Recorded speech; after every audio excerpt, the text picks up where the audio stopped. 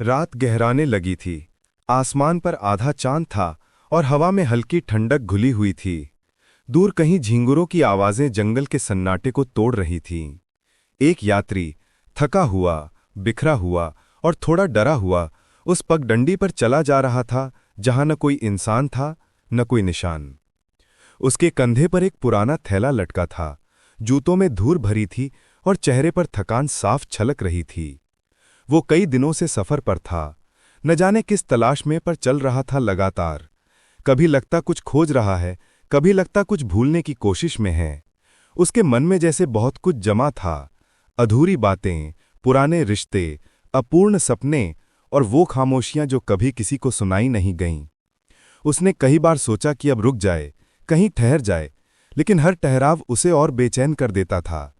इसीलिए वो चलता रहा जब तक शरीर थक कर जवाब न दे दे। उस रात जब सूरज डूब गया और जंगल अंधेरे में डूबने लगा, तब उसे लगा कि अब आगे बढ़ना खतरनाक होगा। चारों ओर पेड़ों की परछाइयां थीं, कभी किसी जानवर की सरसराहट सुनाई देती तो दिल की धड़कन तेज हो जाती। उसने सोचा, कहीं कोई जगह मिल जाए जहां कुछ देर बैठ सके, सांस ले सके। तभी दूर एक हल्की सी रोशनी दिखाई दी, इतनी मंद कि लग ही नहीं रहा था कि किसी इंसान की बस्ती हो। फिर भी उस रोशनी ने उसे जैसे अपनी ओर खींच लिया। वो सावधानी से बढ़ा। पास पहुंचने पर उसे एक घर दिखा, छोटा सा, मिट्टी की दीवारों वाला। छत पर सूखे पत्ते और तिनके रखे हुए थे। लेकिन सबसे अजीब बात यह थी कि उस घर में कोई दरवाजा नहीं था। उसने चारों ओर घूमकर देखा, सामने, पीछे, किनारे, बस दीवारें थीं, कोई रास्ता नहीं। उसे लगा शायद किसी ने रास्ता बंद कर दिया हो या ये कोई अधूरा निर्माण हो। लेकिन घर पुराना लग रहा था, मानो कई बरसों से यूं ही खड़ा हो। यात्री ने सोचा, अजीब है, पर अंदर रोशनी तो जल रही है। वो दीवार के पास जाकर झांकने की कोशिश करने लगा। कोई खिड़की नहीं थी, पर ऊपर की तरफ एक छोटा सा छेद था जहां से हल्की पीली रोशनी बाहर गिर रही थी। हवा में उस घर की मिट्टी की गंध थी, वही गंध जो बरसात के बाद धरती से उठती है। उसे एक अजीब सुकून मिला। दिल ने कहा, यहीं बैठ जा, थोड़ी देर, आगे देख लेंगे। वो दीवार से टिककर बैठ गया। धीरे धीरे उसने महसूस किया कि उस घर से कोई गर्माहट सी निकल रही है, मानो किसी अदृश्य चूल्हा जल रहा हो। उसने थैले से एक रोटी निकाली, थोड़ा पानी पिया और आसमान की ओर देखने लगा। तारे साफ दिख रहे थे, चांद की रोशनी पेड़ों के बीच से छनकर उसके चेहरे पर पड़ रही थी। आंखें भारी होने लगीं। वो नहीं जानता था कि कब नींद में उसे छू लिया। नींद में उसे लगा जैसे कोई उसके पास बैठ गया है। कदमों की आहट नहीं थी, बस किसी की मौजूदगी महसूस हो रही थी। हवा में एक मीठी खुशबू थी, जैसे किसी पुराने घर की दीवारों में यादें बसी हों। उसने आंखें खोलने की कोशिश की, पर पलकें भारी थीं। दूर से एक आवाज आई, बहुत धीमी, अब तू चैन से सो जा, यहां कोई दरवाजा नहीं है, कोई भीतर नहीं आएगा, कोई बाहर नहीं जाएगा। वो आवाज सुनते ही उसका शरीर ढीला पड़ गया। सांसें हल्की हो गई, जैसे कोई बोझ उतर गया हो। पता नहीं कब, पर वो पहली बार बिना किसी डर, बिना किसी चिंता के गहरी नींद में चला गया। सुबह जब सूरज की किरणें उसके चेहरे पर पड़ीं, तो वो हड़बड़ाकर उठा। उसके सामने वही घर था, वही दीवारें, वही छेद, पर अब भीतर कोई रोशनी नहीं थी। उसने चारों ओर देखा, पेड़ों की शाखाओं पर ओस की बूंदें चमक रही थीं, पक्षी चहकने लगे थे। वो उठकर खड़ा हुआ और देखा कि जहां वो रात को बैठा था, वहां जमीन पर किसी ने दूध का कटोरा और 2 ताजी रोटियां रख दी थीं। वो चौंक गया, ये किसने रखा? यहां तो कोई नहीं था। उसके होंठों पर हल्की मुस्कान आई। उसने कुछ न कहा, बस आसमान की ओर देखा, फिर धीरे से फुसफुसाया, शायद ये घर किसी और दुनिया का है, जहां नींद आती नहीं, बुलाई जाती है। वो फिर बैठ गया और इस बार आंखें मूंदकर सांस की शांति सुनने लगा, वही शांति जो उसे बरसों से नहीं मिली थी। सुबह की ठंडी हवा उस थके हुए यात्री के चेहरे को धीरे धीरे छू रही थी। सूरज की किरणें अब पूरी तरह फैल चुकी थीं, लेकिन जंगल के पेड़ों के बीच से छनकर आने वाली रोशनी अब भी आधी धुंध में लिपटी थी। पक्षियों की आवाजें चारों ओर गूंज रही थीं, फिर भी उस जगह का सन्नाटा कुछ अलग था, जैसे ये सन्नाटा भी कुछ कह रहा हो। वो उठकर खड़ा हुआ और एक बार फिर उस घर की तरफ देखने लगा। वही दीवारें, वही मिट्टी की खुशबू और वही अजीब सा सुकून जो उसने रात में महसूस किया था। मगर अब घर बिल्कुल शांत था। कोई हलचल नहीं, कोई धुआं नहीं, कोई आवाज नहीं। बस दीवारें थीं और उनमें घुली हुई एक गहरी चुप्पी। यात्री ने धीरे से हाथ बढ़ाकर दीवार को छुआ। मिट्टी ठंडी थी, पर जैसे उसमें कोई धड़कन छिपी हो। उसने अपनी हथेली टिकाई तो उसे लगा कि दीवार के भीतर कुछ हल्का सा स्पंदन चल रहा है, जैसे किसी की सांस हो। उसने तुरंत हाथ हटा लिया और पीछे हटकर खड़ा हो गया। क्या ये सच में घर है? उसने सोचा, या फिर कोई जीवित चीज? उसके भीतर जिज्ञासा बढ़ने लगी। उसने दीवार के चारों ओर घूमकर देखने की कोशिश की, शायद कहीं से कोई रास्ता मिल जाए। पर नहीं, घर अभी वैसा ही था, बिना किसी दरवाजे या खिड़की के। और फिर भी भीतर कुछ था, कुछ जो उसे महसूस हो रहा था। वो फिर दीवार के पास गया और कान लगाकर सुनने लगा। कुछ देर तक तो सिर्फ सन्नाटा था, लेकिन कुछ पलों बाद उसे बहुत हल्की हल्की सरसराहट सुनाई दी, जैसे कोई भीतर टहल रहा हो, जैसे किसी के कदम मिट्टी पर पड़ रहे हों। पर वहां कोई दिखता नहीं था। उसका दिल थोड़ा तेज धड़कने लगा। वो डर नहीं रहा था, लेकिन यह अनुभव असामान्य था। उसने सोचा शायद हवा के चलने से कोई आवाज हो, लेकिन हवा नहीं थी। पेड़ों की पत्तियां भी स्थिर थीं। तभी दीवार के भीतर से एक बहुत हल्की फुसफुसाहट सुनाई दी, इतनी धीमी कि समझ में नहीं आई, पर आवाज में मिठास थी। वो झुककर ध्यान से सुनने लगा। अब शब्द थोड़े साफ सुनाई दिए। ये घर उनका है जो थक चुके हैं, जो ढूंढना छोड़ चुके हैं। वो चौंक उठा। कौन है वहां? उसने धीरे से पूछा। कोई उत्तर नहीं आया, बस वही सन्नाटा जो अब पहले से भी गहरा था। वो वहीं जमीन पर बैठ गया। उसके भीतर एक अजीब सी शांति उतरने लगी थी, जैसे उस आवाज ने उसके मन की किसी गांठ को खोल दिया हो। उसने खुद से कहा कि शायद ये घर उन लोगों के लिए है जो भागते भागते थक गए हैं, जैसे मैं। धीरे धीरे उसका मन शांत होने लगा। जंगल की ठंडी हवा अब उसके चेहरे पर नहीं, बल्कि भीतर बहने लगी थी। उसने अपनी आंखें बंद कीं और सिर्फ सुनना शुरू किया। अब उसे लगा कि सन्नाटा कोई खाली चीज नहीं होता। सन्नाटा भी एक भाषा बोलता है, बस उसे सुनने की चाह होनी चाहिए। उसने महसूस किया कि घर की दीवारें जैसे धीरे धीरे सांस ले रही हैं। हर सांस के साथ भीतर से एक नमी की खुशबू उठती और हवा में घुल जाती। वो खुशबू अजीब थी, न मिट्टी की, न धुएं की, बल्कि किसी पुराने बरामदे की, जहां कभी कोई बुजुर्ग धीमे स्वर में राम नाम जपा करता हो। वो सोचने लगा कि क्या ये घर किसी साधु का होगा, या फिर शायद किसी ऐसे व्यक्ति का जिसने दुनिया छोड़ दी हो। पर फिर तुरंत एक विचार आया कि या फिर ये घर किसी का नहीं, ये बस मेरा इंतजार कर रहा था। उसने चारों ओर नजर दौड़ाई। सूरज अब ऊंचा चढ़ चुका था। जंगल के बीच ये घर जैसे अकेला खड़ा था, फिर भी उसमें कोई उदासी नहीं थी, बल्कि उसमें एक अपनापन था, जैसे वो घर जानता हो कि कौन आ रहा है और किसे कब सुलाना है। उसने देखा कि जमीन पर जहां कल दूध और रोटियां रखी थी, वहां अब कुछ नहीं था। मिट्टी पर सिर्फ 2 गोल निशान बचे थे, जैसे किसी ने चुपचाप आकर उन्हें उठा लिया हो। यात्री मुस्कुराया। अब उसके चेहरे पर भय नहीं था, बस एक धीमी सी जिज्ञासा और अजीब सा सुकून। उसने थैला उठाया और घर की दीवार के पास जाकर बैठ गया। आंखें बंद कर लीं और भीतर का सन्नाटा अब पहले जैसा नहीं लग रहा था। अब वो सन्नाटा उसे डरा नहीं रहा था, बल्कि उसे धीरे धीरे थाम रहा था, जैसे कोई माँ अपने बच्चे को नींद में थपकी देती है। थोड़ी देर में उसे फिर वही आवाज सुनाई दी, वही धीमी और मधुर फुसफुसाहट। यहां किसी को कुछ ढूंढने की जरूरत नहीं पड़ती। सब खुद मिल जाता है जब तू खुद को भूल जाता है। यात्री ने गहरी सांस ली। हवा उसके फेफड़ों में उतरती गई और दिल को छूती गई। उसने बुदबुदाया, अगर ये सन्नाटा बोलता है तो मैं सुनने को तैयार हूं। और वो वहीं बैठा रहा घंटों तक। सूरज ऊपर चढ़ता गया, फिर ढलने लगा, और वो बिना हिले बस दीवार से टिककर बैठा रहा।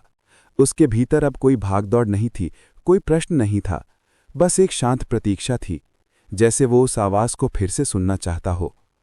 और जब शाम के समय हवा में हल्की ठंडक घुली, तब दीवार से फिर वही हल्की सी गूंज आई, आज रात फिर चैन से सो जाना, अब कोई दरवाजा नहीं खुलेगा। उसने मुस्कुराया, नींद उसकी आंखों के कोनों में उतरने लगी थी और जंगल के पत्तों ने जैसे लोरी गुनगुनाना शुरू कर दिया था। धीरे धीरे उसने आंखें मूंधी और सन्नाटा फिर बोलने लगा। बस इस बार वो उसकी अपनी भाषा में था। रात एक बार फिर उतर आई थी। आसमान में तारे पहले से ज्यादा साफ दिखाई दे रहे थे। पेड़ों की शाखाएं हवा के साथ झूम रही थीं और जंगल की नमी में मिट्टी की खुशबू और गाढ़ी हो गई थी। यात्री अब उसी जगह बैठा था, उस घर की दीवार के पास जहां कल उसने अनजाने में शरण ली थी। पर आज उसके भीतर कुछ बदल गया था। अब वो डरा हुआ नहीं था, अब उसे इस जगह से अजीब सी मोहब्बत हो गई थी। धीरे धीरे उसने अपनी पीठ दीवार से सटा दी। मिट्टी ठंडी थी, लेकिन जैसे ही उसने आंखें बंद कीं, उसे महसूस हुआ कि दीवार धीरे धीरे सांस ले रही है। हाँ, बिल्कुल वैसा ही जैसे कोई जिंदा हो, बहुत धीमे, बहुत हल्के से। वो चौंका नहीं, बल्कि उसकी सांसें भी उसी लय में चलने लगीं, जैसे घर और वो एक ही ताल में सांस ले रहे हों। उसने आंखें खोलीं।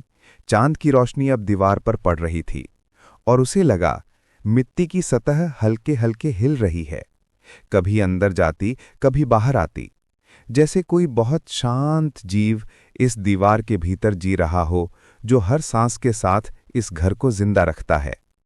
उसने हाथ बढ़ाया और दीवार पर रखा। इस बार सिर्फ ठंडक नहीं, एक हल्की धड़कन भी महसूस हुई, जैसे कहीं बहुत भीतर से कोई हृदय धीमे धीमे धड़क रहा हो। वो अपनी हथेली वहीं टिकाए रहा और अचानक उसे अपने भीतर भी वही धड़कन सुनाई देने लगी।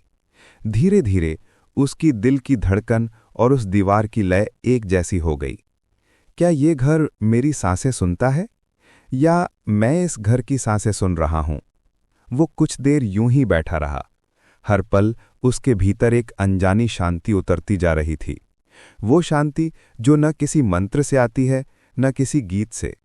वो शांति जो बस तब आती है जब मन कुछ नहीं मांगता, कुछ नहीं चाहता। थोड़ी देर बाद उसे ऐसा लगा कि दीवार से बहुत हल्की गर्मी फैल रही है, जैसे कोई उसके लिए चूल्हा जलाकर बैठा हो। हवा में अब एक नई गंध थी, ताज़ा पके हुए चावल और घी की। उसने आंखें खोलीं और देखा सामने जमीन पर एक मिट्टी का छोटा कटोरा रखा था, जिसमें गर्म चावल से भाप निकल रही थी। वो कुछ पल तक उसे देखता रहा। किसी ने उसे वहां रखा था, पर आसपास कोई नहीं था। उसने एक कौर उठाया और जैसे ही उसे मुंह में डाला, एक गर्माहट पूरे शरीर में फैल गई। वो स्वाद सामान्य नहीं था, वो ऐसा था जैसे किसी ने ममता से खिलाया हो। वो मुस्कुराया। ये घर सिर्फ सांस नहीं लेता, ये देखता भी है, समझता भी है, उसने सोचा। धीरे धीरे हवा ठंडी होने लगी, पेड़ों से ओस की बूंदें टपकने लगीं और दूर कहीं उल्लू की आवाज आई। पर आज उस आवाज में भी डर नहीं था, बस एक लय थी। उसने फिर अपनी पीठ दीवार से सटा दी। इस बार दीवार की सांसें और गहरी हो गई थीं, जैसे वो अब किसी गहरी नींद में हो और यात्री उसका हिस्सा बन गया हो। उसे लगा जैसे घर कह रहा हो, अब तू यहां अपना दुख छोड़ दे, मैं उसे अपने भीतर समा लूंगा। उसके भीतर अचानक कई पुरानी बातें उमड़ आईं। वो घर जहां से वो भागा था, वो चेहरे जिनसे उसने मुंह मोड़ लिया था, वो रिश्ते जो अब सिर्फ यादों में बचे थे। आंखों से आंसू बह निकले, लेकिन ये आंसू दुख के नहीं थे, ये मुक्ति के आंसू थे। दीवार की सांसें अब और गहरी हो गईं। ऐसा लगा जैसे घर उसके भीतर के दर्द को धीरे धीरे खींचकर मिट्टी में मिला रहा हो, और उस मिट्टी से फिर वही खुशबू उठ रही थी, वही जो बचपन की बारिशों में आती थी, जब माँ आंगन में खड़ी होकर कहती थी, देखो बेटा, धरती सांस ले रही है। यात्री ने अपने आंसू पोंछे और मुस्कुरा कर कहा, हाँ माँ, धरती सांस ले रही है और आज मैं उसके साथ सांस ले रहा हूं। रात बीतती गई। नींद फिर धीरे धीरे उसकी आंखों में उतर आई। दीवार की सांसें अब बहुत धीमी थी, जैसे घर भी उसके साथ सो गया हो। चांद की रोशनी मिट्टी पर फैल गई थी और हवा में सिर्फ एक आवाज थी, सांसों की, जो अब दो नहीं, एक हो चुकी थीं। और जब भोर की पहली किरणें पत्तों से छनकर आईं, तो वो अब भी सोया हुआ था, चेहरे पर वही शांत मुस्कान लिए, जो तब आती है जब कोई अपने भीतर लौट आता है। सुबह की रोशनी धीरे धीरे फैल रही थी। ओस की बूंदें पत्तों के सिरे से गिरकर मिट्टी में समा रही थीं और हवा में हल्की ठंडक के साथ सुकून घुला हुआ था। वो यात्री अब भी उसी जगह लेटा था, दीवार के सहारे, आंखें बंद, होठों पर मुस्कान, मानो किसी मीठे सपने से होकर लौटा हो। जब उसकी नींद टूटी तो सूरज अब ऊंचा चढ़ चुका था। उसने धीरे से आंखें खोलीं और चारों ओर देखा। सामने वही मिट्टी का घर था, वही जिसमें न कोई दरवाजा था न खिड़की। पर अब कुछ बदल गया था। दीवार पर आज चिड़िया बैठी थीं। कल जहां सिर्फ सन्नाटा था, आज वहां जीवन की हल्की हल्की आहटें थीं। वो मुस्कुराया, जैसे ये घर अब उससे बात करने को तैयार हो गया हो।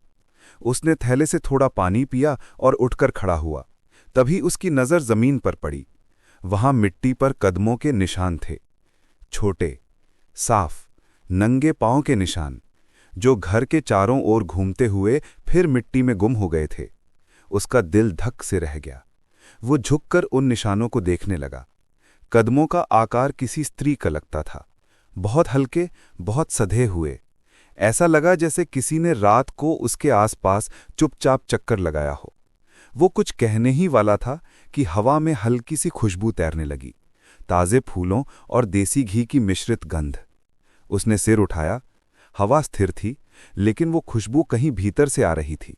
धीरे धीरे वो घर की दीवार के पास गया, कान लगाया। भीतर से कोई हल्की आहट थी, जैसे कोई बर्तन रख रहा हो, कोई थाली सजा रहा हो। क्या कोई है अंदर? उसने बहुत धीमी आवाज में पूछा। कोई उत्तर नहीं आया। बस वो आवाजें कुछ पल के लिए रुक गईं, फिर दोबारा शुरू हो गईं, और इस बार उनमें एक मधुर लय थी, जैसे कोई स्त्री धीरे धीरे गुनगुना रही हो। उसका गला सूख गया। वो वहीं खड़ा रहा, दीवार से कान लगाए, और उस गुनगुनाहट को सुनता रहा। उसकी आंखें धीरे धीरे बंद हो गई और उसे ऐसा महसूस हुआ जैसे वो आवाज़ किसी जानी पहचानी लोरी जैसी है, वो लोरी जो उसकी माँ उसे बचपन में सुनाया करती थी। वो अचानक पीछे हट गया। ये कैसे हो सकता है? उसने खुद से कहा। वो कई सालों से अकेला था, माँ को खोए हुए भी बहुत वक्त बीत चुका था। फिर ये लोरी, ये आवाज़, ये घर क्यों उसे उसी एहसास से भर रहा था? उसने गहरी सांस ली और वहीं बैठ गया। धीरे धीरे उसके भीतर का डर किसी गर्म लहर की तरह पिघलने लगा। उसे लगा जैसे कोई उसके सर पर अदृश्य हथेली रखकर कह रहा हो, थक गया ना बेटा, अब और मत भागो। उसकी आंखों से आंसू निकल आए। वो कुछ पल यूं ही बैठा रहा, सिर झुकाए। फिर उसने महसूस किया कि उसके बगल में कोई है, कोई अदृश्य उपस्थिति, बहुत हल्की पर बहुत करीब। हवा का झोंका आया, पर उसमें ठंडक नहीं थी, बल्कि एक गर्म, परिचित सहरन थी। उसने बगल में देखा, वहां कोई नहीं था, पर मिट्टी पर फिर वही नंगे पांव के निशान उभर आए थे। वो चुपचाप उन्हें देखता रहा। एक एक कदम जैसे उसकी ओर बढ़ते जा रहे थे, फिर रुक गए, ठीक वहीं जहां उसकी परछाई गिर रही थी। उसके होठों से खुद ब खुद निकला, कौन हो तुम? कुछ क्षण तक सन्नाटा रहा। फिर दीवार के भीतर से एक बहुत धीमी, बहुत कोमल आवाज आई, मैं वही हूं जो दरवाजे के उस पार कभी तुम्हारा इंतजार करती थी। वो कांप गया। उसके गले से आवाज नहीं निकली। वो सिर्फ दीवार को देखता रहा, और उसे लगा दीवार अब सांस नहीं ले रही, बल्कि धीरे धीरे धड़क रही है। उसके भीतर किसी का दिल धड़क रहा था। उसने फिर हाथ बढ़ाकर दीवार को छुआ। इस बार उसे एक हल्की गर्मी महसूस हुई, जैसे किसी के शरीर की। दीवार के भीतर जैसे कोई सांस छोड़ रहा हो, बहुत गहरी और बहुत शांत। वो बोला, क्या तुम मुझे जानती हो? धीरे से वही आवाज आई, तुमने ही तो मुझे बनाया था अपने मन में। वो चौंक गया। क्या ये घर उसकी कल्पना का हिस्सा है? क्या ये कोई सपना है, या वो अब किसी और दुनिया में है? पर इससे पहले कि कोई जवाब आता, हवा में घंटियों की बहुत हल्की सी आवाज फैली, जैसे किसी मंदिर में आरती होने लगी हो। फिर अचानक उसके सामने जमीन पर वही मिट्टी का कटोरा आ गया। इस बार उसमें दूध था, और उसके ऊपर एक छोटी सी तुलसी की पत्ती तैर रही थी। उसने कांपते हाथों से कटोरा उठाया। जैसे ही उसने एक घूंट लिया, उसकी आंखों से आंसू बहने लगे, क्योंकि वो स्वाद, वो गर्माहट, वो महक वही थी जो कभी माँ उसे सुलाने से पहले देती थी। उसने सिर झुकाया और धीमे से कहा, अगर तुम सच में हो तो अब मुझसे बात मत करो, बस ऐसे ही पास रहो। हवा ने जैसे जवाब दिया। एक हल्की सरसराहट उसके चारों ओर फैली और फिर सब शांत हो गया। पर अब वो अकेला नहीं था। रात आई तो वो दीवार से टिककर बैठ गया। हवा में अब वही लोरी गूंज रही थी, बहुत दूर से पर बिल्कुल साफ। और दीवार की हर सांस अब किसी के स्पर्श जैसी थी, माँ की गोद जैसी जिसमें नींद अपने आप चली आती है। वो मुस्कुराया, आंखें बंद की और धीरे धीरे उस घर की धड़कनों में खो गया, जहां कोई दिखाई नहीं देता पर हर कोई महसूस होता है। रात का सन्नाटा जैसे किसी अनकहे रहस्य को अपने भीतर छुपाए बैठा था। हवा का रुख अचानक बदल गया था। पेड़ों की पत्तियां हल्के हल्के सरसराने लगीं और सौरभ का मन जाने क्यों बेचैन होने लगा। दिया बुझ चुका था, फिर भी उसे लगा जैसे कमरे में हल्की सी नीली रोशनी फैल रही हो। वो उठा और देखा दीवार पर टंगी पुरानी घड़ी का कांटा रात के ठीक 12 बजा रहा था। वो वही घड़ी थी जो घर के साथ आई थी, बिना किसी आवाज की, मगर आज उसमें से धीमी टक टक की आवाज आ रही थी। सौरभ ने घड़ी को गौर से देखा। उसके कांटे उल्टी दिशा में घूम रहे थे। ये देखकर उसके रोंगटे खड़े हो गए। उसने उसे उतारकर देखने की कोशिश की, मगर जैसे ही हाथ लगाया, घड़ी की सुइयां थम गईं और कमरे में अचानक ठंडक बढ़ गई। वो पीछे हट गया। तभी उसे फिर से वही कदमों की आवाज सुनाई दी, जो हर रात इस घर में गूंजती थी। फर्क बस इतना था कि इस बार वे आवाजें बाहर नहीं, भीतर से आ रही थीं। वो हिम्मत जुटाकर आवाज की दिशा में बढ़ा। हर कदम के साथ उसका दिल और तेज धड़कने लगा। आवाज उसे आंगन की ओर ले गई, जहां मिट्टी का फर्श हल्की रोशनी में चमक रहा था। वहां कुछ ऐसा था जो उसने पहले कभी नहीं देखा। जमीन के बीचों बीच एक छोटा सा लकड़ी का चौखट बना हुआ था, बिना किसी दरवाजे के, जैसे किसी पुराने कमरे की याद हो। सौरभ झुककर देखने लगा। नीचे अंधेरा था, मगर उस अंधेरे में उसे कुछ हलचल महसूस हुई। उसने एक दीपक जलाया और नीचे झांका। वहां सीढ़ियां थीं, बहुत पुरानी और धूल में ढकी हुई। डर और जिज्ञासा के बीच वो कुछ पल खड़ा रहा, फिर खुद से बोला, अब तो देखना ही पड़ेगा, आखिर इस घर का रहस्य क्या है। वो धीरे धीरे सीढ़ियां उतरने लगा। हर कदम के साथ एक अजीब सी सरसराहट उसके कानों में गूंजने लगी, जैसे कोई उसकी हर हरकत देख रहा हो। नीचे पहुंचते ही उसे एक छोटा कमरा दिखाई दिया। दीवारों पर पुराने चित्र लटके थे, जिनमें एक ही व्यक्ति बार बार बना था, बस उम्र बदलती जा रही थी। उस व्यक्ति के चेहरे पर कुछ ऐसा था जो सौरभ को अपने जैसा लगा। वो हैरान होकर उन चित्रों को देखने लगा। आखिरी चित्र में वही घर बना था और उसके सामने वही इंसान खड़ा था, जिसके चेहरे में सौरभ जैसी ही आंखें थीं। नीचे लिखा था, जो इस घर में सोएगा वो उसके सपनों का हिस्सा बन जाएगा। सौरभ का दिल जैसे थम गया। उसके पीछे किसी ने धीमे से फुसफुसाया, अब तुम समझे इस घर के दरवाजे क्यों नहीं हैं। उसने मुड़कर देखा, मगर वहां कोई नहीं था, सिर्फ वही ठंडी हवा, वही नीली रोशनी और वही सन्नाटा। वो तेजी से ऊपर भागा, लेकिन जैसे ही सीढ़ियों से ऊपर आया, घर वैसा नहीं था जैसा पहले था। दीवारें अब फीकी पड़ चुकी थीं, दिए की जगह सिर्फ राख थी और घड़ी की सुइयां फिर से उल्टी दिशा में घूम रही थीं। उसे समझ नहीं आ रहा था कि ये सपना है या हकीकत। वो बिस्तर पर गिर पड़ा और आंखें बंद करते ही उसने खुद को एक अजीब से स्थान पर पाया। वही आंगन, वही घर, मगर इस बार वो बाहर खड़ा था और कोई और भीतर सो रहा था। उसने झांक कर देखा, बिस्तर पर वही इंसान सो रहा था जो बिल्कुल उसकी तरह दिखता था। और उस क्षण सौरभ समझ गया, इस घर में कोई नहीं रहता, बस हर आने वाला व्यक्ति उसका हिस्सा बन जाता है। रात की ठंडी हवा उसके चेहरे से टकराई और दूर कहीं से वो हल्की सी आवाज फिर आई, घर में दरवाजे नहीं हैं, क्योंकि जो एक बार अंदर आता है कभी बाहर नहीं जाता। क्या तुम तैयार हो अगली रात के रहस्य के लिए, जब सौरभ जानने की कोशिश करेगा कि आखिर इस घर ने उसे क्यों चुना। सुबह की पहली किरणें खिड़की से भीतर आईं, मगर उस रोशनी में भी एक अजीब उदासी थी। सौरभ की आंख खुली तो उसे कुछ देर तक समझ ही नहीं आया कि वो कहाँ है। सब कुछ धुंधला धुंधला लग रहा था। दीवारें, आंगन, फर्श, सब जैसे किसी परछाई की तरह ठहरे हुए थे।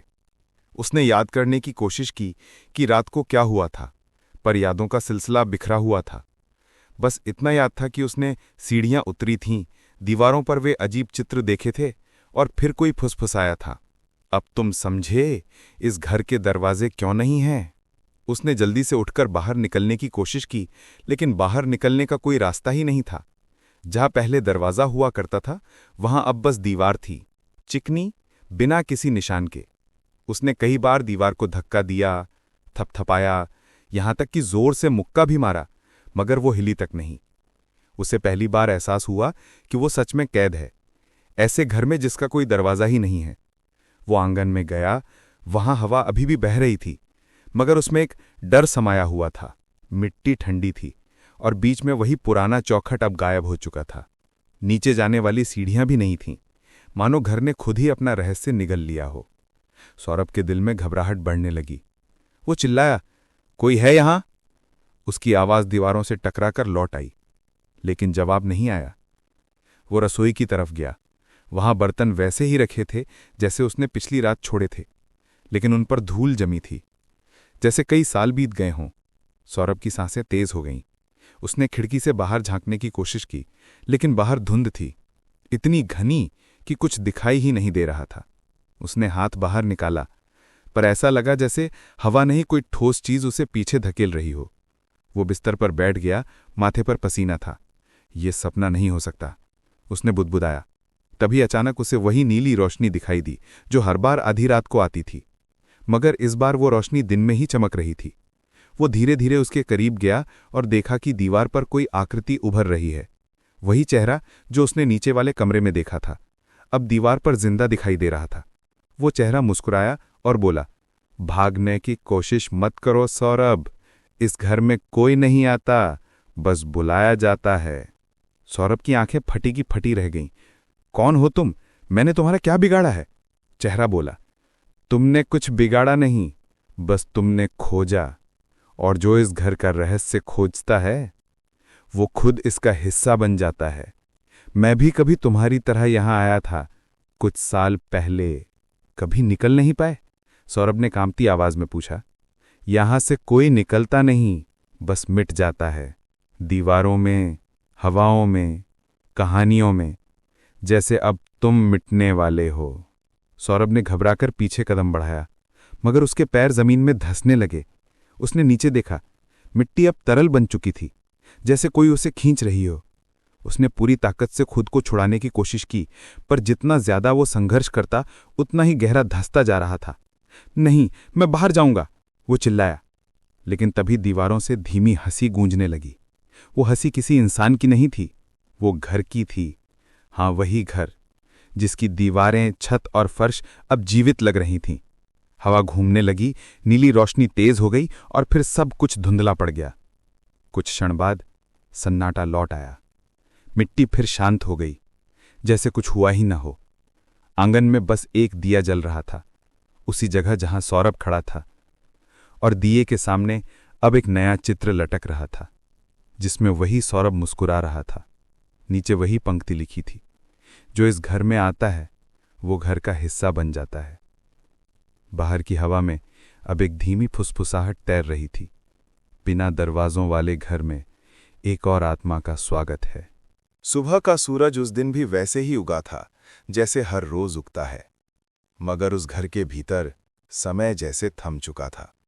बाहर के पेड़ हिलते थे, पक्षी चहचहाते थे, लेकिन भीतर का माहौल बिल्कुल स्थिर था, जैसे कोई अदृश्य पर्दा सब कुछ रोके हुए हो। दिए की लौ अब भी जल रही थी और उसकी हल्की हल्की लपटें दीवारों पर नाच रही थीं, मगर अब उन दीवारों पर एक नया चित्र था, सौरभ का चित्र।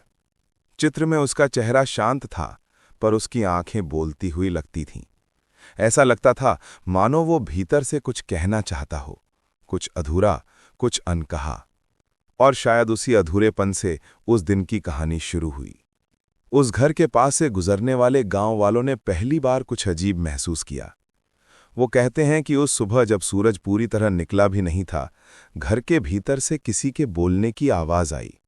वो आवाज बिल्कुल मानवीय थी, न ज्यादा ऊंची न ज्यादा धीमी, बस जैसे कोई धीरे धीरे खुद से बातें कर रहा हो। कौन है वहां? एक बुजुर्ग किसान ने दूर से पुकारा, मगर जवाब नहीं आया। कहीं फिर से कोई रहने तो नहीं लगा? किसी ने कहा। दूसरा बोला, अरे नहीं भाई, वहां कौन रहेगा, वो तो अभिशप्त घर है, जो अंदर गया वो लौट कर नहीं आया। लेकिन आवाजें बंद नहीं हुईं। हर रोज सूरज ढलने के बाद जब हवा ठंडी होने लगती, घर के भीतर से किसी के चलने की आहट आने लगती। कभी बर्तनों की खनक, कभी कदमों की पच्चाप, कभी किसी की सांसों की धीमी सरसराहट। गांव वालों ने पहले इसे हवा का खेल समझा, मगर जब ये सिलसिला हर रात चलने लगा तो डर फैल गया। गांव के कुछ नौजवानों ने हिम्मत दिखाने का सोचा। आज रात चलकर देखते हैं आखिर अंदर कौन है। उन्होंने तय किया। रात के ठीक 12 बजे 5 लड़के लालटेन लेकर उस घर के पास पहुंचे। हवा में ठंड थी, मगर उससे ज्यादा ठंडी वो खामोशी थी जो घर को घेरे हुए थी। दरवाजा तो था नहीं, बस एक खुला सा आंगन और भीतर जाती दीवारें। उनमें से एक लड़का बोला, देखो, दिया जल रहा है अंदर। सभी ठिठक गए। सचमुच दिया जल रहा था और उसकी लौ सधी हुई थी, जैसे कोई अभी अभी वहां से गया हो।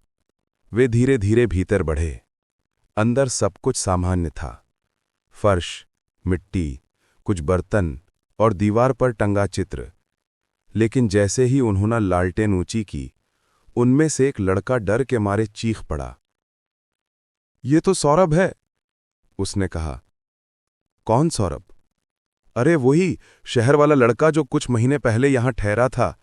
सबको बताया गया था कि वो कहीं चला गया। सभी ने ध्यान से देखा। हां, चित्र में वही सौरभ था, लेकिन तस्वीर में कुछ अजीब था। हर बार जब वे थोड़ा पास जाते, सौरभ की आंखें मानो उनकी तरफ घूम जातीं। दिए की लौ हिलती नहीं थी, फिर भी छायाएं दीवारों पर फिसल रही थीं। तभी एक हल्की सी आवाज आई, बिल्कुल पास से, जैसे किसी ने कान में फुसफुसाया हो। वो लौट आया है। सभी के शरीर से जैसे जान निकल गई। उन्होंने इधर उधर देखा, मगर कोई नहीं था। एक लड़का कांपते हुए बोला, चलो यहां से। लेकिन सबसे पीछे खड़ा लड़का, रवि, ठहर गया। उसने दीवार पर हाथ रखा और धीरे से कहा, सौरभ भैया, आप हो ना? दीवार ने जवाब दिया, हां। बस एक शब्द, मगर उसमें ऐसी गहराई थी कि चारों तरफ सन्नाटा फैल गया। बाकी लड़के भाग गए, लेकिन रवि वहीं खड़ा रह गया। अब दीवार कांप रही थी और उसके भीतर से सौरभ की परछाई धीरे धीरे बाहर आने लगी।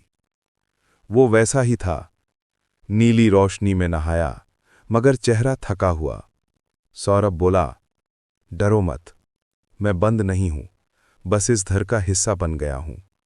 ये घर उन सब की आवाजें सहेजता है जो इसे समझना चाहते हैं।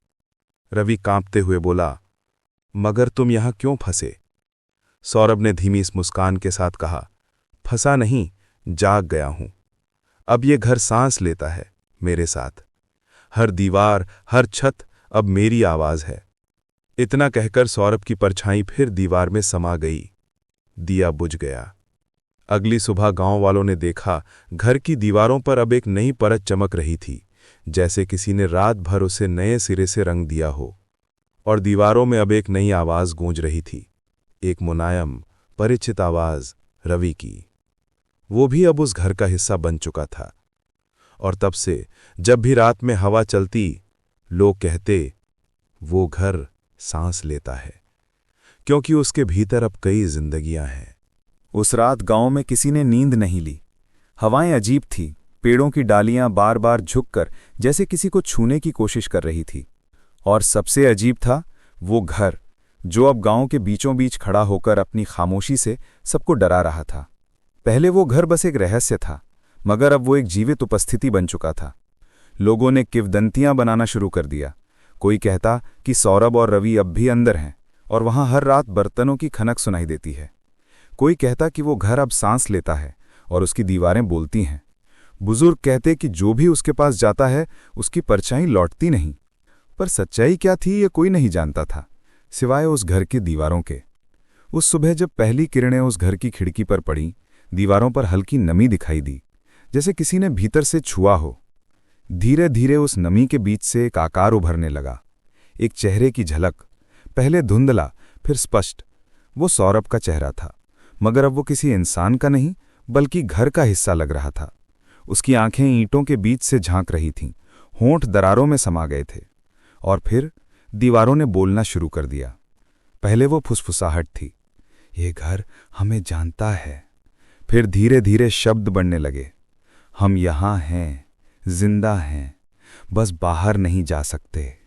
दीवारें कांपने लगीं, जैसे किसी ने भीतर से जोर लगाया हो। मिट्टी झरने लगी, छत से धूल गिरी और हवा में एक अजीब सर्दपन फैल गया। बाहर से देखने वाले लोगों को लगा कि घर हिल रहा है, मानो किसी की आत्मा उसे भीतर से हिला रही हो। उसी शाम एक बूढ़ा साधु उस गांव में आया। लोग उसे बाबा नीलधर कहते थे। वो उस इलाके का जाना पहचाना नाम था। कहा जाता था कि वो भूत प्रेत और आत्माओं से बात कर सकता है। गांव वाले दौड़कर उसके पास गए और बोले, बाबा, वो घर अब बोलने लगा है, दीवारों में लोग फंसे हैं, कुछ करो नहीं तो सारा गांव डूब जाएगा डर में। बाबा ने गहरी सांस ली और कहा, हर दीवार में आत्मा नहीं होती, लेकिन कुछ दीवारें ऐसी होती हैं जो पाप और भय से बनी होती हैं। मुझे वहां ले चलो।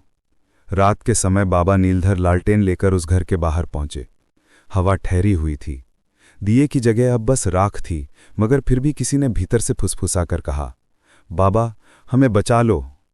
बाबा अंदर गए और जैसे ही उन्होंने चौखट पार की, दीवारों पर नीली लकीरें चमकने लगीं। ये साधारण घर नहीं है, बाबा ने धीरे से कहा। उन्होंने आंखें बंद कीं, मंत्र जपा और दीवारों को छुआ। तभी एक झटका लगा। एक आवाज भीतर से गूंजी, हमें क्यों बचाना चाहते हो? ये घर हमें नहीं रोक रहा, हम खुद यहीं रहना चाहते हैं। बाबा चौंक गए। उन्होंने पूछा, कौन हो तुम? हम वही हैं जिन्हें ये घर बुलाता है। जो अपने भीतर शांति नहीं पा सके, उन्हें ये घर शरण देता है। यहाँ कोई दरवाज़ा नहीं, क्योंकि यहाँ से जाने की इच्छा ही नहीं रहती। दीवारें अब धीरे धीरे सांस लेने लगीं। उनकी दरारों से ठंडी हवा निकल रही थी, जैसे कोई जीव भीतर छिपा हो। बाबा ने लालटेन ऊंची की और देखा कि हर ईंट के पीछे कोई चेहरा था। कुछ बूढ़े, कुछ जवान, कुछ औरतें, कुछ बच्चे।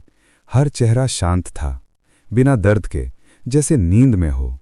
बाबा ने कांपते हुए पूछा, क्या तुम सब मर चुके हो? आवाजें एक साथ बोलीं, नहीं, हम बस थक चुके हैं इस दुनिया के दरवाजों से, उम्मीदों से, भाग दौड़ से। इस घर में कोई दरवाज़ा नहीं, इसीलिए कोई डर नहीं। यहाँ सब रुक जाते हैं, हमेशा के लिए।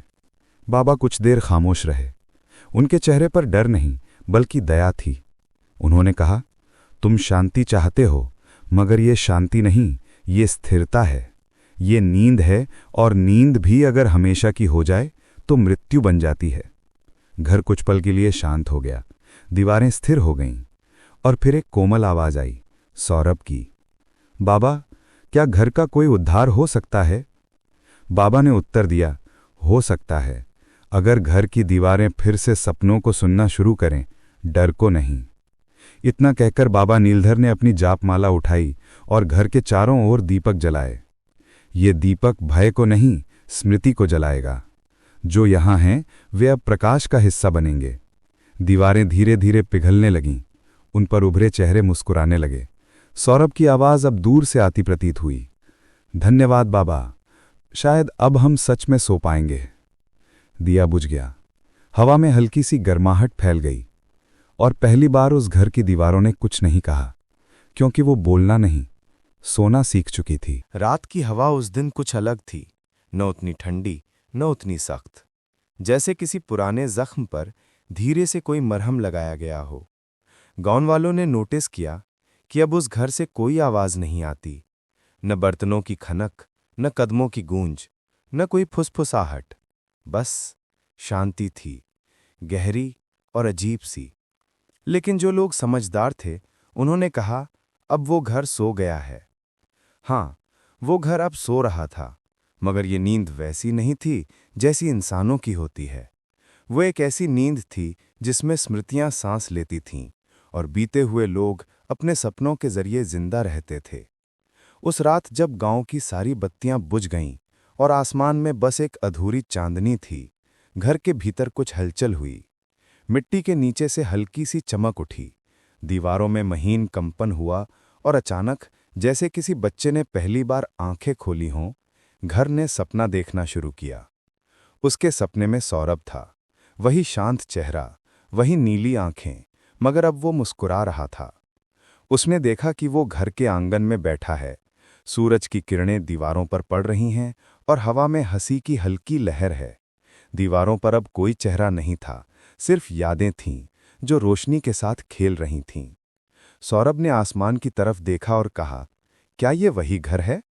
घर ने भीतर से जवाब दिया, हाँ, मगर अब मैं डर नहीं, सपना हूं।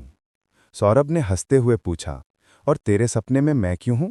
घर बोला, क्योंकि तुम पहले इंसान थे जिसने मुझे समझा, मुझे जगाया। जब सब मुझे श्राप कहते थे, तुमने मुझे कहानी कहा। सौरभ ने दीवार को छुआ। वो दीवार अब ठंडी नहीं थी, बल्कि धड़क रही थी, जैसे उसमें दिल हो। तो अब तुम क्या चाहते हो? उसने पूछा। घर ने धीरे से कहा, मैं अब और किसी को कैद नहीं करना चाहता। मैं चाहता हूं कि जो मेरे पास आए उसे सुकून मिले, जैसे थके हुए यात्री को पेड़ की छांव में मिलता है। और फिर सौरभ ने देखा, घर के भीतर छोटे छोटे दरवाजे बन रहे हैं। हर दीवार में एक झरोखा खुल रहा है, जिसमें से बाहर की हवा भीतर आ रही थी। बाहर की हवा जो अब तक कभी भीतर नहीं आई थी। घर ने अपने पहले सपने में ये समझ लिया था कि बिना दरवाजों के घर अधूरे होते हैं, क्योंकि बंद जगहों में यादें तो रह जाती हैं, मगर जिंदगियां नहीं। सुबह जब सूरज उगा, गांव वालों ने देखा, घर अब वैसा नहीं था। अब उसके चारों ओर हल्की हल्की धूप झिलमिला रही थी, जैसे किसी ने उस पर स्वर्ण सी किरणें बिखेर दी हों। पेड़ों पर पक्षी बैठ गए थे, जो पहले कभी उस छत के पास भी नहीं फटकते थे। एक बूढ़ी औरत वहां आई, जो सौरभ को बचपन से जानती थी।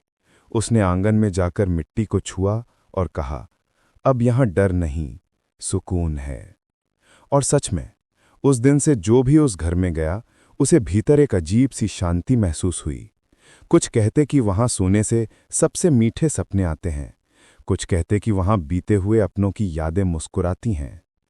एक दिन गांव का एक बच्चा, जो अक्सर वहां खेलने जाता था, अपनी मां से बोला, मां, उस घर ने मुझसे बात की। क्या कहा उसने? मां ने पूछा। बच्चे ने मासूमियत से जवाब दिया। उसने कहा कि अगर कोई दिल से थका हो तो यहां आकर सो जाना चाहिए। यहां डर नहीं आता, बस सपने आते हैं। और उस दिन से उस घर का नाम बदल गया। अब लोग उसे नींद वाला घर कहने लगे। वो अब श्रापित नहीं रहा, बल्कि एक दुआ बन गया। रात को जब गांव के लोग थकान से अपने बिस्तरों पर गिरते, तो हवा में वही हल्की फुसफुसाहट सुनाई देती, सो जाओ, दरवाजे नहीं हैं अब भी, मगर अब कोई कैद नहीं, सिर्फ आराम है। घर ने पहली बार सपना देखा था, और उस सपने में सबको नींद मिल गई थी। उस सुबह गांव की हवा कुछ अलग थी। सूरज की किरणें जब पुराने बरगद के पत्तों से छनकर जमीन पर पड़ीं, तो ऐसा लगा जैसे धरती पर कोई दिव्य चादर बिछ गई हो। राघव उस पेड़ के नीचे बैठा था, जहां वो हर दिन आता था, लेकिन आज उसके मन में अजीब सी शांति थी, मानो वो जान गया हो कि अब इस कहानी में कुछ बदलने वाला है। उसके आसपास वही खामोशी थी जो सुनने वाले को अपने भीतर झांकने पर मजबूर कर दे। बरगद का पेड़ गांव का सबसे पुराना साक्षी था। उसने कई पीढ़ियां देखी थीं, कई बार उस पर झूले डले, कई बार बच्चों ने उसकी जड़ों में मिट्टी के घर बनाए। लेकिन राघव के लिए वो पेड़ सिर्फ छांव नहीं था, वो एक श्रोता था, उसकी बातें सुनने वाला, उसके सवालों का मौन जवाब देने वाला। उस दिन राघव ने धीरे से कहा, अब समझ आया, बिना दरवाजों वाला घर दरअसल भीतर होता है। वो शब्द हवा में फैल गए, जैसे किसी ने वर्षों से बंद एक राज खोल दिया हो। बरगद की जड़ें हल्की हिलती सी लगीं और ऊपर की पत्तियों से जैसे मंजूरी की सरसराहट आई। राघव ने आंखें बंद कीं। उसे याद आने लगा कैसे उसने उस घर की तलाश में अपनी आधी जिंदगी गुजार दी थी, एक ऐसा घर जहां कोई दीवार नहीं, कोई दरवाजा नहीं, लेकिन फिर भी सबसे सुरक्षित।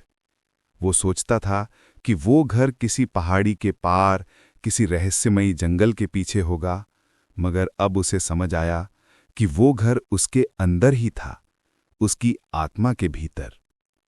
बरगद के पास से अचानक एक बच्चा दौड़ता हुआ आया। उसके हाथ में मिट्टी से बना एक छोटा सा घर था, बिना दरवाजों वाला। वो बोला, देखो चाचा, मैंने ऐसा घर बनाया है जहां कोई बंद नहीं होगा। राघव मुस्कुराया।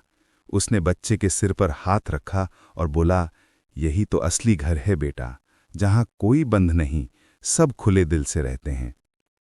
बच्चे ने भोलेपन से कहा, तो क्या तुम वहां रहोगे? राघव ने गहरी सांस ली। हां, अब हमेशा वहीं रहूंगा। धीरे धीरे हवा ने पत्तों को हिलाया। सूरज ढलने लगा था। राघव ने आकाश की ओर देखा। लालिमा और सुनहरी चमक एक साथ फैली हुई थी। उसे लगा जैसे कोई अदृश्य दरवाजा खुल गया हो, कोई ऐसा द्वार जो बाहर नहीं, भीतर की ओर खुलता है। उस शाम गांव के लोग जब उसकी झोंपड़ी के पास पहुंचे तो पाया कि राघव वहां नहीं था। बस उसकी खाट पर एक पुराना दीपक जल रहा था, जिसकी लौ बिल्कुल स्थिर थी, न डोलती न बुझती। दीवार पर एक वाक्य लिखा था, जिस दिन तुम डर के बिना जीना सीख जाओगे, उसी दिन तुम्हें अपना घर मिल जाएगा। लोग देर तक उस वाक्य को देखते रहे। कुछ को लगा वो किसी साधु का संदेश है, कुछ ने कहा राघव अब सन्यासी बन गया होगा। लेकिन जो भी उस झोंपड़ी से लौटा, उसके चेहरे पर एक गहरी शांति थी। किसी ने कहा शायद उसने सच में वो घर पा लिया, बिना दरवाजों वाला घर। रात को जब चांद निकला, बरगद के नीचे वही मिट्टी का घर रखा था जो बच्चे ने बनाया था। हवा में हल्की ठंडक थी और पत्तों की सरसराहट में जैसे कोई कह रहा था, अब कोई बंध नहीं रहेगा, न भीतर न बाहर। धीरे धीरे सब कुछ शांत हो गया, लेकिन उस बरगद की छांव में अब भी वो सुकून था जो किसी को भी नींद में लोरी की तरह थपक देता। बिना डर, बिना द्वार, बिना दीवारों वाला घर, जहां हर आत्मा विश्राम पाती है। बरगद की उस रात के बाद गांव में कुछ अजीब सी शांति छा गई थी। न कोई झगड़ा, न कोई शिकायत।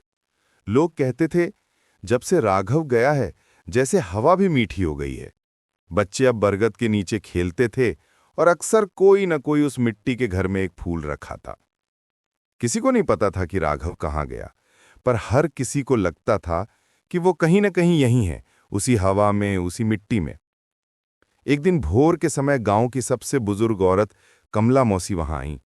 वो धीरे धीरे बरगद के नीचे बैठीं और मिट्टी के घर को देखने लगीं। कुछ देर बाद उन्होंने हौले से कहा, राघव, तू सच में चला गया या बस दिखना बंद कर दिया? हवा में हल्की सरसराहट उठी और उनके सफेद बाल हवा में लहराने लगे। कमला मौसी मुस्कुराईं और बोलीं, समझ गई मैं, तू गया नहीं, तू फैल गया है। वो बात हवा में बह गई। उसी क्षण से गांव के लोग महसूस करने लगे कि राघव अब सिर्फ एक व्यक्ति नहीं रहा, वो एक एहसास बन गया है। किसी के हृदय में सुकून के रूप में, किसी के मन में साहस के रूप में। कई लोग कहते कि जब भी वो उदास होते हैं तो हवा में किसी की आवाज सुनाई देती है, डरो मत, तुम्हारा घर भीतर है। एक रात एक नौजवान लड़की सीमा, जो हाल ही में अपने पिता को खो चुकी थी, बरगद के नीचे बैठी थी। उसकी आंखें नम थीं। उसने मिट्टी के घर को देखते हुए कहा, सब कहते हैं कि तुम यहां हो, अगर सच में हो तो मुझे भी बता दो, मैं अब कहां जाऊं? वो रोई, बहुत देर तक रोती रही। हवा शांत थी, पर अचानक उसके आंसू सूखने लगे।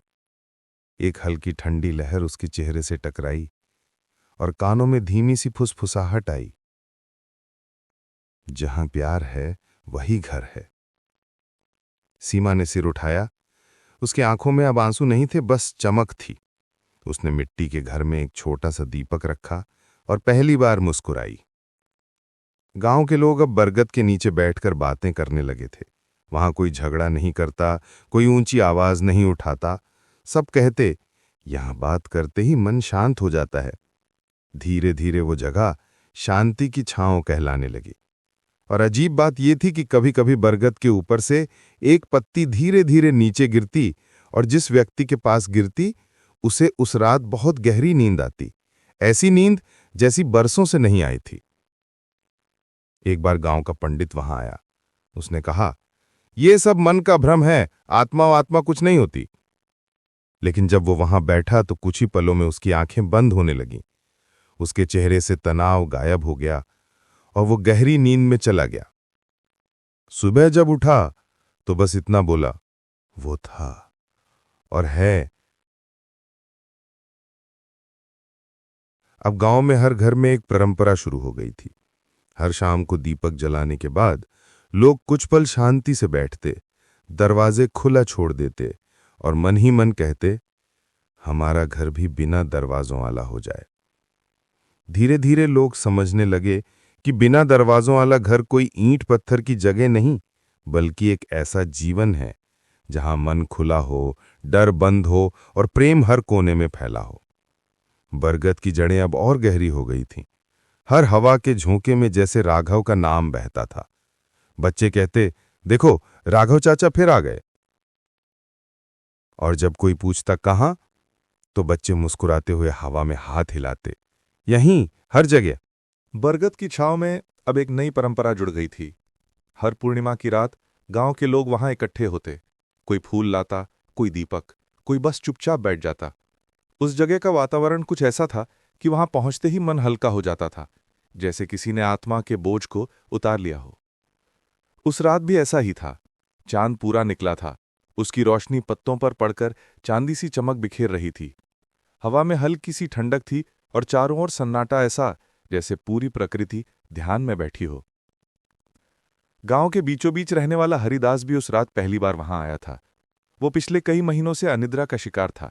हर रात करवटें बदलता, सुबह थकान से टूट जाता। किसी ने उसे बताया कि बरगद की छांव में बैठना, वहां की हवा से नींद आती है। हरिदास पहले तो हंस दिया था, लेकिन जब रातें भारी हो गईं तो उसने सोचा, चलो कोशिश ही सही। वो चुपचाप पहुंचा, लोगों के बीच जाकर बरगद के नीचे बैठ गया। चारों ओर बस दीपकों की रोशनी थी और बीच में मिट्टी का वो छोटा सा घर, बिना दरवाजों वाला। हरिदास ने धीरे से आंखें बंद की। उसके भीतर का शोर, जो बरसों से नहीं थमा था, जैसे किसी ने धीमे से कम कर दिया। हवा उसके कानों को छूती हुई गुजरी, ठंडी, शांत, सुगंधित। थोड़ी ही देर में उसे एक एहसास हुआ, मानो कोई उसके सिर के पास बैठा हो। एक गहरी आवाज जैसे कहीं भीतर से उठी। जिसे नींद नहीं आती, वो खुद से भाग रहा होता है। हरिदास ने आंखें खोलीं, चारों ओर देखा, कोई नहीं था। उसने दिल पर हाथ रखा, सांसों को महसूस किया।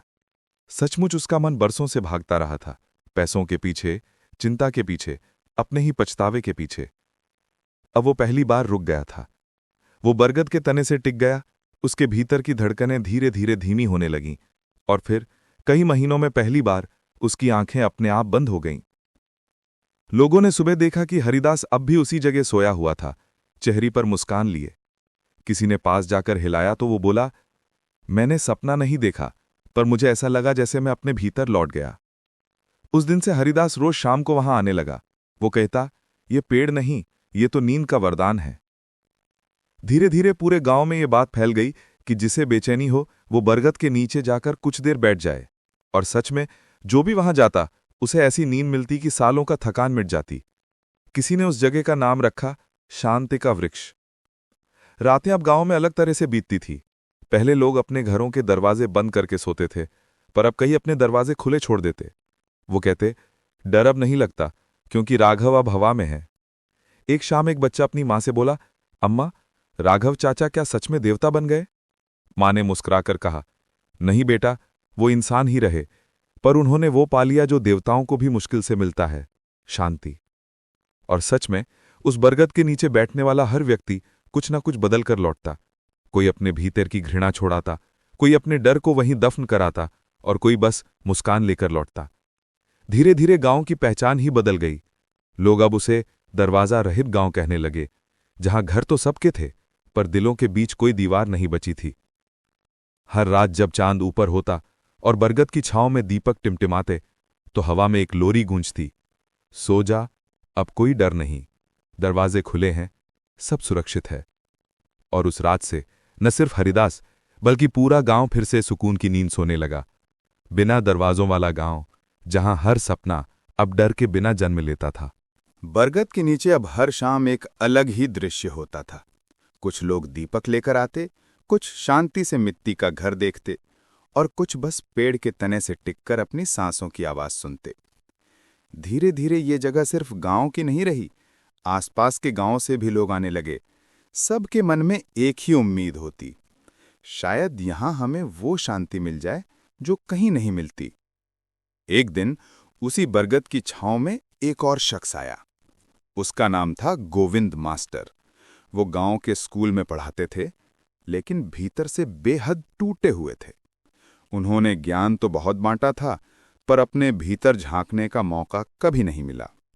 उनका घर बड़ा था, चारों ओर ऊंची दीवारें, मोटे लकड़ी के दरवाजे और हर कमरे में ताले। वो खुद कहते थे, सुरक्षा जरूरी है, लेकिन असल में वो सिर्फ डर से घिरे हुए थे। चोरी का नहीं, खो जाने का। उस रात गोविंद मास्टर वहां बरगद के नीचे पहुंचे। उन्होंने मिट्टी के छोटे घर को देखा, बिना दरवाजों वाला। वो देर तक उसे घूरते रहे, जैसे कोई सवाल पूछ रहे हों। फिर उन्होंने धीरे से कहा, अगर दरवाजा ना हो तो चोर अंदर आ जाएगा। पास में बैठे बूढ़े हरिदास मुस्कुराए और बोले, चोर तो तभी आता है जब कुछ छुपाया गया हो मास्टर जी, यहां कोई कुछ छुपाता नहीं। गोविंद मास्टर चुप हो गए। ये वाक्य जैसे उनके भीतर जाकर अटक गया। उन्हें लगा सच में उन्होंने अपने जीवन में बहुत कुछ छुपाया। अपने आंसू, अपनी कमजोरियां, अपनी सच्ची भावनाएं। उन्होंने अपने मन की दीवारें इतनी ऊंची कर ली थीं कि अब खुद भी उस पार नहीं जा पाते थे। अगली सुबह उन्होंने एक अजीब काम किया। अपने घर के सारे दरवाजे खोल दिए। पहले पड़ोसी डर गए, बोले, मास्टर जी आप पागल हो गए क्या? लेकिन उन्होंने बस इतना कहा, जो अंदर आना चाहता है स्वागत है, जो जाना चाहता है वो भी स्वतंत्र है। उस रात जब वो सोने गए तो बहुत सालों बाद उनकी नींद बिना किसी बोझ के आई। सुबह जब सूरज की पहली किरणें उनके कमरे में पड़ीं तो उन्हें लगा जैसे हवा पहली बार उनके भीतर तक जा रही है। दीवारें अब दीवारें नहीं रहीं, वो सांस लेने लगीं, बोलने लगीं। धीरे धीरे उनके घर में लोग आने लगे। कोई सलाह लेने आता, कोई बस चाय पीने, और हर बार जब कोई बैठता तो वो कहते, ये घर अब सबका है, इसमें कोई दरवाजा नहीं। लोगों ने महसूस किया कि जैसे उनके भीतर की दीवारें भी टूट रही हैं। गांव में अब एक बदलाव आने लगा था। लोगों ने अपने घरों में छोटे छोटे छेद बना दिए ताकि हवा आ जा सके। बच्चों ने कहा, देखो हम भी बिना दरवाजों के घर बना रहे हैं। शाम को जब गोविंद मास्टर बरगद के पास गए तो उन्हें लगा जैसे पेड़ मुस्कुरा रहा हो। हवा के झोंके में पत्तियां सरसराईं और कहीं भीतर से वही जानी पहचानी आवाज आई, जो खुद को खोल देता है वही असली सुरक्षित होता है। मास्टर जी की आंखों से आंसू बह निकले, लेकिन वो आंसू दुख के नहीं थे, मुक्ति के थे। उन्होंने मिट्टी का घर उठाया, उसे अपने सीने से लगाया और बोले, अब समझ आया राघव, तुमने जो घर बनाया था वो ईंटों से नहीं, विश्वास से बना था। गांव में अब हर कोई कुछ न कुछ खोलने लगा। कोई मन का ताला, कोई अपने कमरे का, कोई अपने पुराने रंजिशों का। दीवारें अब बोलने लगी थीं और वो कहती थीं, हम अब सिर्फ सहारा हैं, रुकावट नहीं। उस रात बरगद के नीचे दीपक पहले से ज्यादा चमक रहे थे। हवा में धीमी लय थी, जैसे कोई अनकही लोरी बज रही हो। और जब रात गहराई तो पूरे गांव ने महसूस किया कि कुछ भीतर से हल्का हो गया है। कोई पुराना डर, कोई छिपा दुख अब हवा में घुल गया था। लोग सोने गए, दरवाजे खुले थे, खिड़कियां भी। और जब नींद आई तो वो नींद सिर्फ शरीर की नहीं, आत्मा की थी। बिना दरवाजों वाला घर अब हर किसी के भीतर बनने लगा था। बरगद की छांव में अब शामें पहले जैसी नहीं रहीं। वहां अब शोर नहीं, सिर्फ सन्नाटा था। मगर वह सन्नाटा डरावना नहीं, बल्कि सुकून देने वाला था। जब हवा उन पत्तों से टकराती तो एक धीमी धुन निकलती, जैसे कोई अदृश्य बांसुरी बज रही हो। उस जगह पर आने वाला हर इंसान कुछ समय के लिए अपनी सारी चिंताएं भूल जाता। लोग अब कहते थे, ये बरगद नहीं, ये राघव का दिल है जो अब भी धड़क रहा है। एक शाम जब आसमान हल्के बैंगनी रंग में ढल रहा था, गांव का बूढ़ा लुहार रामकिशन वहां पहुंचा। उसके चेहरे पर समय की झुर्रियां थी, पर आंखों में गहराई अब भी थी। उसने बरगद को देखा और मिट्टी के घर को छूकर बोला, तूने सबको सुला दिया राघव, पर मुझे अब भी नींद नहीं आती। मैं अपने बेटे को खो चुका हूं, अब वो लौटे कैसे? उसकी आवाज में दर्द था, लेकिन बरगद शांत रहा। बस हवा चली और कुछ सूखे पत्ते जमीन पर गिरे। रामकिशन ने कहा, अगर तू सच में यहां है तो मुझे सुला दे, मैं अब थक गया हूं। वो बरगद के नीचे बैठ गया और चुपचाप अपनी आंखें बंद कर लीं। थोड़ी देर में हवा थम गई। पूरा गांव जैसे ठहर गया। दूर से किसी बच्चे की हंसी सुनाई दी, फिर वो भी गायब हो गई। और फिर एक ऐसी खामोशी छा गई जिसमें कोई आवाज नहीं, लेकिन बहुत कुछ कहा गया। रात गहराने लगी। चांद ऊपर चढ़ चुका था। उस बरगद के नीचे मिट्टी के घर की लौ हल्के से कांप रही थी। सुबह जब लोग वहां पहुंचे तो उन्होंने रामकिशन को देखा। वो अब भी बैठा था, सिर पेड़ से टिकाए, चेहरे पर मुस्कान लिए, लेकिन उसकी सांसें अब थम चुकी थीं। कोई डर नहीं, कोई पीड़ा नहीं, बस शांति। लोगों ने कहा, राघव ने उसे सुला दिया। किसी ने मिट्टी का घर उठाया और धीरे से उसके पास रख दिया। हवा चली और दीपक की लौ एक पल के लिए तेज हुई, मानो राघव ने आकर अपनी बाहों में उसे समेट लिया हो। उस दिन से बरगद के नीचे एक और परंपरा शुरू हुई। अब लोग वहां सिर्फ नींद के लिए नहीं, आत्मा के विश्राम के लिए आते। जो बहुत टूटा होता, बहुत थका होता, वो कुछ देर वहां बैठता और फिर हल्का होकर लौटता। कुछ कहते, वो जगह अब ईश्वर का निवास है, तो कुछ बस मुस्कुराकर बोलते, वो राघव का घर है, बिना दरवाजों वाला। समय बीतता गया। बरगद के नीचे अब एक छोटा सा चबूतरा बना दिया गया था। उस पर एक पत्थर रखा था जिस पर खुदा था, जहां भय नहीं, वहीं विश्राम है। लोग जब आते तो उस पत्थर को छूते और कुछ देर आंखें बंद कर लेते। कई बार तो राहगीर भी वहां रुकते, बिना ये जाने कि ये कौन सी जगह है, बस किसी अनकहे खिंचाव से। कोई पल भर में सो जाता, कोई बस रोकर लौट जाता। एक रात बरसात का मौसम था। बिजली चमकी, बादल गरजे और बरगद की डालियां हिलने लगीं। मिट्टी का घर गिरने को था, तभी एक अनजान यात्री वहां पहुंचा। वो भीग चुका था, ठंड से कांप रहा था। उसने मिट्टी का घर उठाकर फिर से ठीक किया, उसके पास दीपक रखा और बोला, ना टूटे वो घर जिसमें किसी का विश्वास बसता हो। वो बैठा और कुछ ही देर में सो गया। लेकिन जब सुबह गांव वाले वहां पहुंचे तो देखा, बरगद की शाखाओं पर सैकड़ों पत्तियां गीली चमक रही थीं और मिट्टी के घर के आसपास अजीब सी खुशबू फैली थी, जैसे धूप और मिट्टी का मेल हो। लोगों ने कहा, राघव फिर लौट आया। किसी ने देखा कि पेड़ के तने पर नमी से कुछ शब्द उभर आए थे।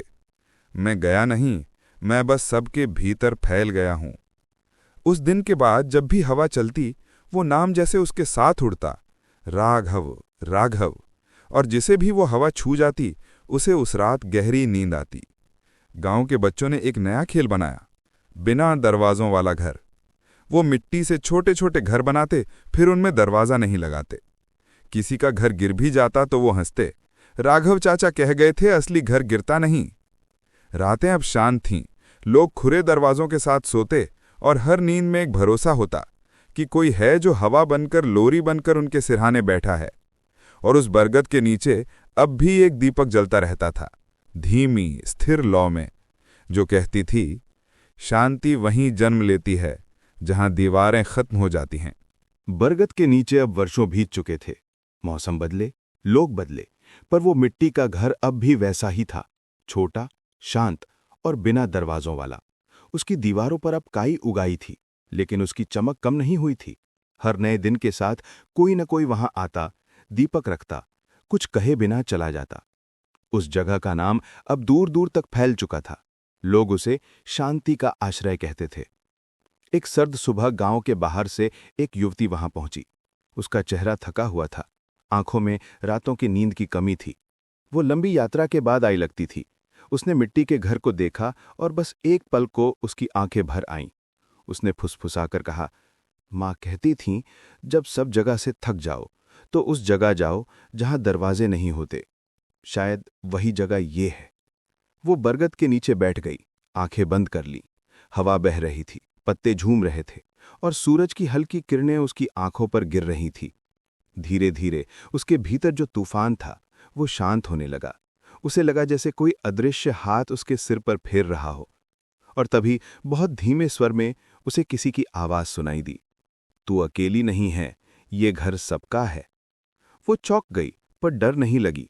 उसने मिट्टी के घर के पास एक छोटी सी सफेद चिट्ठी रखी जिसमें लिखा था, मैं अब और भागना नहीं चाहती। अगर ये घर सच में सभी के लिए है तो मैं भी यहीं रुकती हूं। कहते हैं उस रात उसे बरगद के नीचे सोते देखा गया, खुले आसमान के नीचे, बिना किसी चादर के। लेकिन उसके चेहरे पर वही मुस्कान थी जो राघव के जाने के बाद सबने कभी न देखी थी। समय धीरे धीरे चलता गया। बरगद अब बूढ़ा हो चला था। उसकी शाखाएं जमीन को छूने लगी थीं, पर उसके नीचे हमेशा कुछ न कुछ होता रहता। कोई ध्यान करता, कोई गाता, कोई बस बैठा रहता। किसी ने वहां कभी कोई विवाद नहीं किया, कोई ऊंची आवाज नहीं उठाई। उस जगह की हवा ही कुछ ऐसी थी कि आदमी खुद ब खुद शांत हो जाता। गांव अब खुले घरों का गांव कहलाने लगा था। लोगों के घरों में अब ज्यादातर दरवाजे नहीं थे, खिड़कियां खुली रहती और बच्चे गलियों में खेलते हुए गाते, जिस घर में डर नहीं वही सच्चा घर है। कभी कभी कोई बुजुर्ग बरगद के नीचे बैठकर अपने पोते को कहानी सुनाता, राघव की कहानी। वो आदमी जिसने डर को बंद कर दिया और दिलों को खोल दिया। बच्चे पूछते, क्या वो सच में था दादाजी? बुजुर्ग मुस्कुराते, हाँ बेटा, वो हर उस हवा में है जो तुम्हें सुलाती है। और सच भी यही था। रातों में जब हवा धीरे धीरे बहती तो पूरे गांव में वही ध्वनि गूंजती, राघव, राघव। कई लोगों ने बताया कि जब भी वो परेशान होकर सोते हैं तो कोई लोरी सी आवाज आती है, अब सो जाओ, सब ठीक है। बरगद अब एक तीर्थ बन चुका था, लेकिन वहां कोई चढ़ावा नहीं चढ़ाता था, बस एक फूल या अपने मन का बोझ छोड़ जाता था। मिट्टी का घर अब थोड़ा टूटा हुआ था, पर कोई उसे ठीक नहीं करता था। सब कहते ये ऐसा ही रहना चाहिए, अधूरा, क्योंकि अधूरापन ही इंसानियत का सच है। एक दिन गांव के स्कूल में बच्चों को निबंध का विषय मिला, बिना दरवाजों वाला घर कैसा होता है। एक छोटे बच्चे ने लिखा, वो घर जहां सब आ सकते हैं और कोई बाहर नहीं किया जाता। वहां कोई बंद नहीं होता, क्योंकि वहां सब अपने आप खुल जाते हैं। वो घर राघव चाचा ने बनाया था, लेकिन अब वो हर दिल में है। उस बच्चे का उत्तर पूरे गांव में फैल गया। लोगों ने महसूस किया, ये कहानी अब सिर्फ राघव की नहीं रही, ये अब उनकी भी है। रात आई, चांद पूरा था, बरगद की पत्तियों पर ओस चमक रही थी। मिट्टी का घर दीपक की लौ में धीरे धीरे चमक रहा था। हवा चली और उसने पूरे गांव से होकर एक मीठी सरसराहट फैलाई। हर घर में लोग उस रात खुले दरवाजों के साथ सोए, और जब सुबह हुई तो सबने महसूस किया, न जाने कितने वर्षों बाद नींद इतनी गहरी, इतनी मीठी आई थी कि जैसे किसी ने आत्मा को झूला झुलाया हो। अब कोई भी उस गांव से लौटकर खाली नहीं जाता, हर कोई थोड़ा हल्का हो जाता है, क्योंकि वहां एक संदेश हवा में बसा है। बिना दरवाजों वाला घर कोई जगह नहीं, वो एक अवस्था है। और शायद इसीलिए आज भी जब कोई थका हुआ, टूटा हुआ या बेचैन मन लेकर उस बरगद की ओर जाता है तो हवा में हल्की सी आवाज आती है, आजा, यहां सबके लिए जगह है। और बस कहानी यहीं आकर पूरी होती है, जहां सब कुछ रुक जाता है और केवल शांति रह जाती है। बिना दरवाजों वाला घर, एक ऐसा घर जो अब हर आत्मा में बस चुका है।